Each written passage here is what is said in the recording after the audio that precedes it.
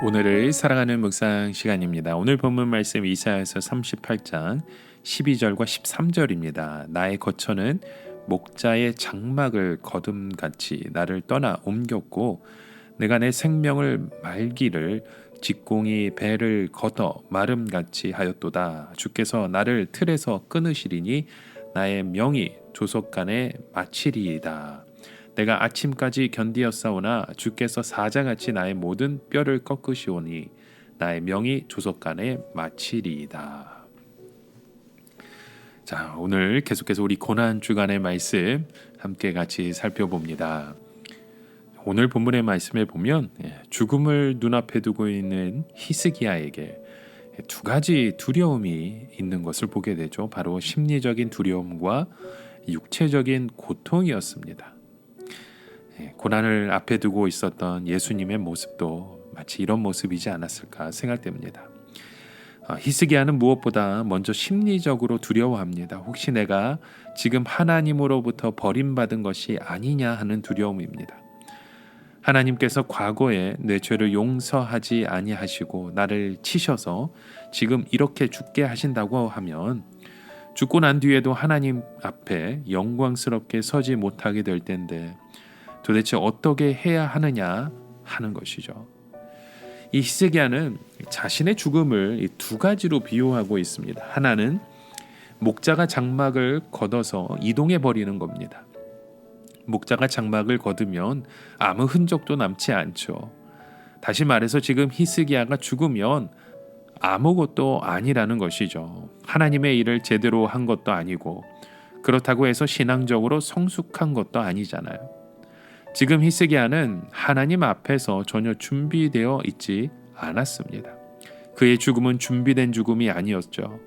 목자가 장막을 쳤으면 어느 정도 머무르면서 양을 먹여야 하는데 양을 먹일 것처럼 하다가 바로 보따리를 싸는 격입니다. 또 다른 비유는 배틀에서 배를 짜는 것이죠. 배를 다 짜고 나면 배를 말아가지고 갑니다. 그런데 하나님께서는 다 짜지도 않은 배를 끊어서 치워 버리신 것입니다. 그러면 히스기야의 인생은 도대체 무엇이 되는 것입니까? 이 비유를 보아도 확실히 히스기야는 하나님의 심판대 앞에 설 준비가 전혀 되어 있지 못했습니다. 사도 바울도 보십시오. 내가 선한 싸움을 싸우고 나의 달려갈 길을 믿음으로 지켰으니 이제 후로는 나를 위하여 의의 면류관이 예비되었다라는 말씀을 하잖아요.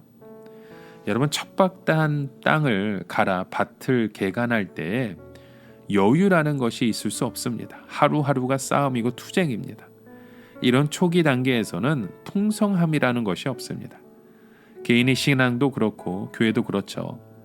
그러다가 한창 열매가 맺히게 되면 그때는 개인의 신앙도 그렇고 은혜로 충만할 수도 없고 성도들 간의 사랑이 얼마나 넘치는지 죽는 것인지 전혀 두렵지 않습니다.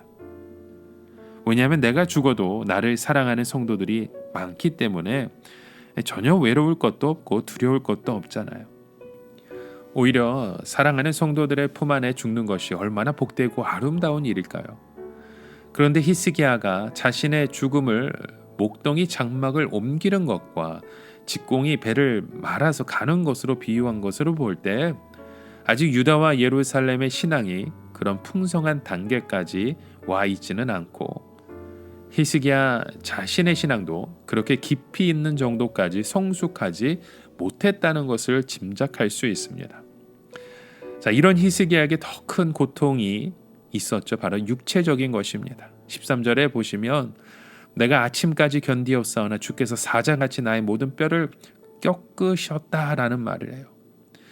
사실 히스기야의 병세를 이 한 절보다 더 잘 표현하는 것은 없는 것 같습니다. 내가 아침까지 견디었다라는 것은 겨우겨우 버티어서 밤을 지나 아침까지 왔다는 뜻이죠. 너무 고통스럽고 괴로워서 도저히 아침까지 견딜 자신이 없는데 이를 악물고 참다 보니까 아침까지 오기는 왔으나 이제는 더 이상 버틸 힘이 없다는 것이죠. 이처럼 히스기야의 생명의 불씨가 거의 다 꺼져가고 있는 것입니다. 이것을 어떻게 표현했는가 하면 사자에게 잡혀가는 그런 양을 비유하고 있잖아요. 사자는 양에게 덤벼들어 제일 먼저 뼈를 다 부수어 놓습니다. 그런데 양은 의식이 남아 있어요.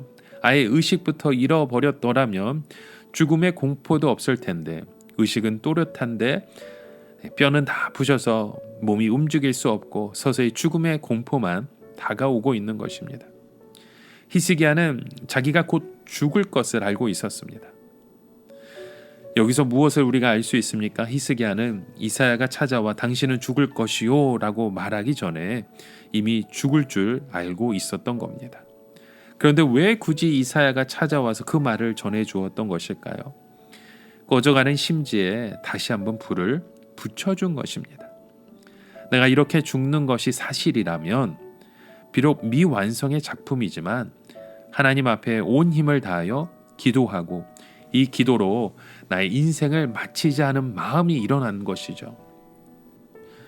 이렇게 고통스러운 인생 가운데 어떻게 그 기도가 터져 나올 수 있을까요? 어떻게 하면 잠시라도 고통을 좀 피해 볼까 하는 생각이 앞서지 하나님 앞에 기도하는 것 참 어렵습니다. 그러나 히스기야는 자신의 인생이 하나님 앞에는 아무것도 아닌 미완의 인생이지만 불같은 기도로 끝을 맺겠다라는 마음을 먹었던 것입니다. 히스기야의 기도는 그의 마지막 힘을 다한 기도였습니다. 어떤 의미에서 이 기도는 예수님께서 십자가에 못 박이신 그 고통을 미리 보여주는 것 같습니다. 왕이심에도 다른 사람들과 똑같은 죽음의 고통을 맛보야만 했었잖아요. 그리스도께서 십자가 위에 못 박히셔서 누구도 도와줄 수 없는 죽음의 고통을 홀로 맛보셔야만 했습니다. 엘리 엘리 라마 사막다리 나의 하나님 어찌하여 나를 버리시나이까. 내가 목마르다 내 영혼을 아버지께 부탁하나이다. 예수님이 십자가 위에 달리셨을 때 사자에게 물려서 뼈가 다 부스러진 양이 또렷한 의식 속에 최후를 기다렸던 것처럼 그렇게 죽음을 맞이하셨습니다. 예수님은 의식이 있었지만 아무것도 하실 수 없으셨죠. 그분은 조용히 죽음의 순간을 고통 가운데 기다리셨던 것입니다. 여러분, 오늘 이 고난주간을 맞이하면서 우리의 영혼이 그 마지막 순간까지 주님을 위해 무엇을 고백하고 있는지, 우리가 어떠한 기도를 드려야 하는지 다시 한번 우리의 말씀을 생각하고 기억하고 실천하는 저와 여러분 되시길 주의 이름으로 간절히 축원합니다.